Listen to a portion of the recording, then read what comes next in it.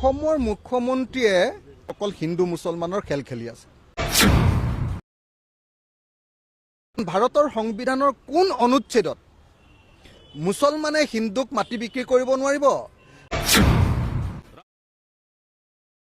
যে খিলঞ্জীয়া মানুহৰ হাতৰ পৰা মাটি নাইকিয়া হৈছে।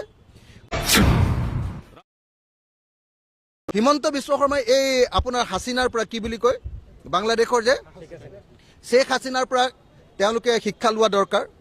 আমাৰ অসমৰ মুখ্যমন্ত্ৰীয়ে ভাৰতৰ সংবিধানত শপত খাই লৈছোঁ বুলি কৈছে। শপত খাই তেওঁ মুখ্যমন্ত্ৰী হৈছে আৰু তেওঁ ভাৰতৰ সংবিধানক সম্পূৰ্ণৰূপে অস্বীকাৰ কৰি অসমত অকল হিন্দু মুছলমানৰ খেল খেলি আছে। গোটেই বছৰটোৰ 11 মাহ সময় তেওঁ অকল হিন্দু মুছলমানৰ খেল খেলে আৰু এমাহমান সময় বানপানীৰ কথা কয়, সমস্যাৰ কথা পাতে। বাকী বছৰটোৰ 12 মাহৰ ভিতৰত 11 মাহ সময় তেওঁ অকল হিন্দু মুছলমানৰ খেল খেলে।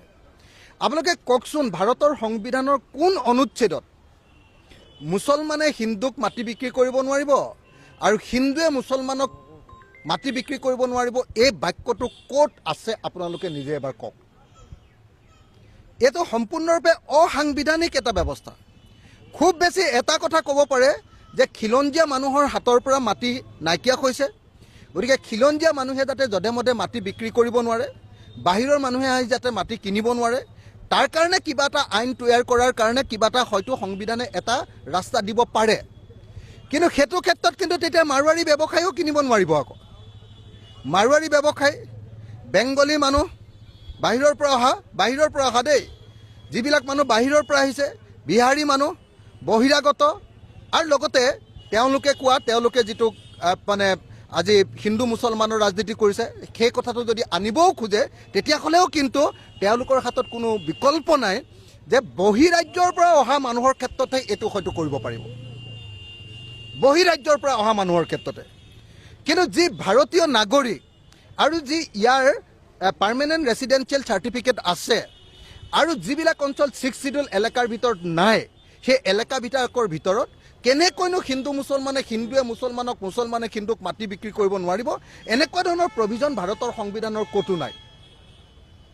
যদি সঁচাকৈ খিলঞ্জীয়াৰ হাতত মাটি ৰাখিব খুজিছে তেতিয়াহ'লে খিলঞ্জীয়া মানুহবিলাকক মাটিৰ পট্টা দি দিব লাগে আৰু সেই খিলঞ্জীয়া মানুহবিলাকৰ মাটিবিলাকত যেনেকৈ ট্ৰাইবেল বেল্টৰ নিচিনা আছে, ট্ৰাইবেল বেল্টৰ নিচিনা কিবা এটা বেল্টৰ ব্যৱস্থা কৰি দিব লাগিব। অকল খিলঞ্জীয়া মানুহৰ কাৰণে পাৰিব সেইটো, বাকী তাত কেতিয়াও হিন্দু মুছলমানৰ কাম কৰাটো কেতিয়াও সম্ভৱপৰ নহয়।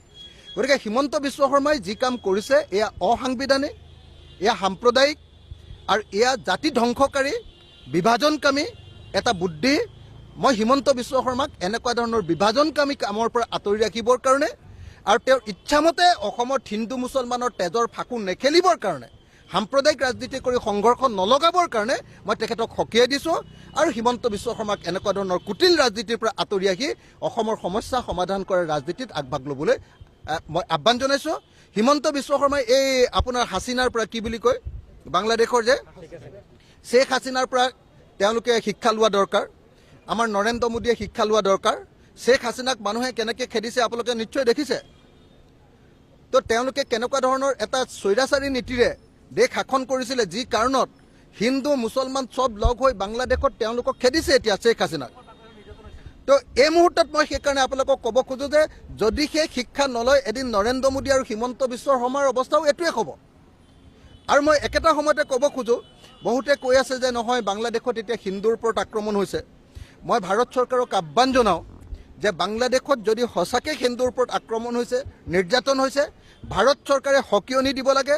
ভাৰত চৰকাৰে সেই সকিয়নি দি দিব লাগে যে বাংলাদেশত যাতে এজনো হিন্দু মানুহক কেতিয়াও আক্ৰমণ কৰা নহয়, তাৰ কাৰণে সেই সকিয়নি দি দিব লাগে আৰু যদি নুশুনে তেতিয়াহ'লে ব্যৱস্থা গ্ৰহণ কৰিব লাগে।